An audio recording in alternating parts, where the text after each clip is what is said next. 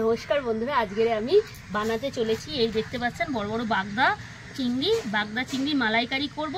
আমি মাটির হাঁড়ি করে, খুব সুন্দর লাগবে। আমি আগে চিংড়ি মাছগুলো কেটে নেব।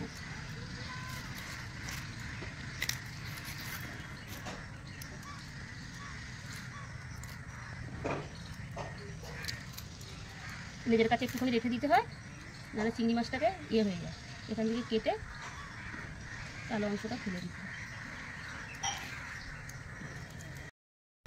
এই আমার বাগদা চিংড়ি মাছগুলো ধোয়া হয়ে গেছে।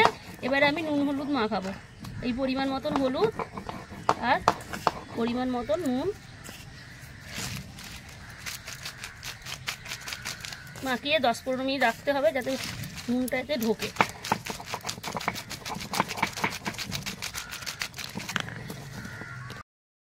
এই বন্ধুরা, আমার 15 মিনিট হয়ে গেছে। চিংড়ি মাছ নুন হলুদ মাখানো হয়ে গেছে, যেটা আমি মাটির হাঁড়ি মালাইকারি করার জন্য। বা চিংড়ি মাছগুলো তেল গরম হয়ে গেছে, আমি ভেজে নেব।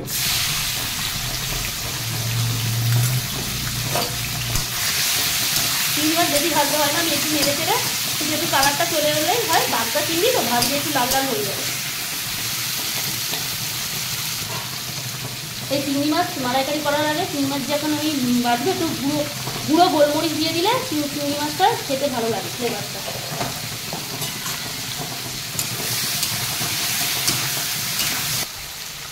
এই আমার চিংড়ি মাছগুলো ভাজা হয়ে গেছে, বেশি ভাজবো না, অল্প। এবারে এই বাগদা চিংড়িগুলো তুলে দেবো।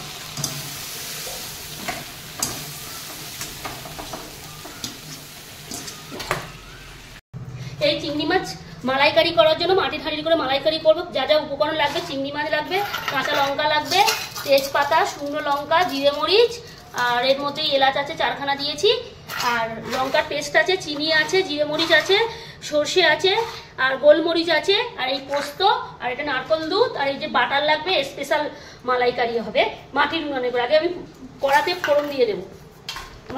এবার আমি ফোড়ন দিয়ে দেবো তেজপাতা, শুকনো লঙ্কা, আর জিরে মরিচ, আর এলাচ, এটাই আছে, আমি দিয়ে দিলাম। কাঁচা লঙ্কা, জল দিয়ে দেবো, ফোড়নটা নাহলে পুড়ে যাবে।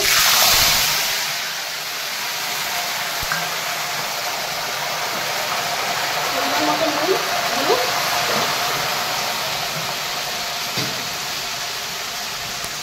এই যে আমার পেস্টের মশলাগুলো আছে সব দিয়ে দেবো। জিরে মরিচ, সর্ষে, গোলমরিচ, লঙ্কা আর চিনি দেবো।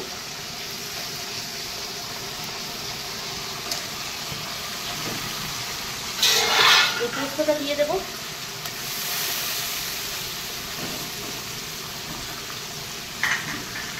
এই যে কাঁচা লঙ্কা গোটা গোটাগুলো দিয়ে দেবো।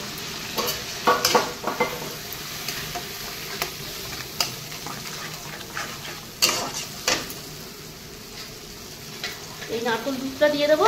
একটুখানি নেড়ে চেড়ে আমি মাটির হাঁড়িতে বসাবো। আমি এই চিংড়ি মাছগুলো দিয়ে দেবো। একটুখানি ফুটে গেলে আমি এই মাটির হাঁড়িতে দমে দেবো।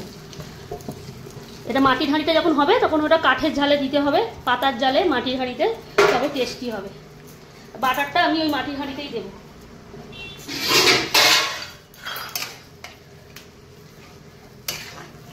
এই আমার মাটির উনুনে করে এই চিংড়ি মাছের মালাইকারিটা বসাবো, অনেক টেস্টি হবে। আমি এই কড়া থেকে এমনিখানি একটু ফোড়ন দিয়ে নিয়ে চলে এসেছি। মাটির উনুনেই চিংড়ি মাছটা কুক হবে। এই ঢেলে দিলাম চিংড়ি মাছটা। আর এই যে আমার স্পেশাল হবে, এই যে বাটারটা দিয়ে দেবো।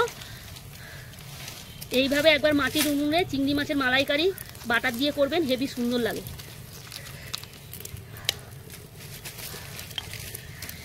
নেড়ে দিতে হবে। নেড়ে দিয়ে এই ঢাকনাটা দিয়ে দেবো এই দমে। আমার 20 মিনিট হয়ে গেছে, দমে বসিয়েছিলাম। এবার দেখবো মালাইকারিটা কেমন অবস্থা আছে। পুরোপুরি হয়ে গেছে, একটু সেন্ট বেরিয়ে গেছে বাটারে, নারকলের। নিচে নামিয়ে নেব। মাটির হাঁড়িতেই থাকবে, এই মাটির একটা সেন্ট থাকে, হেভি লাগে। এই আমাদের চিংড়ি বাটার নারকলের মালাইকারি মাটির হাঁড়ি কমপ্লিট। এইভাবে বানাবেন মাটির হাঁড়ির মালাইকারি, অসাধারণ লাগে।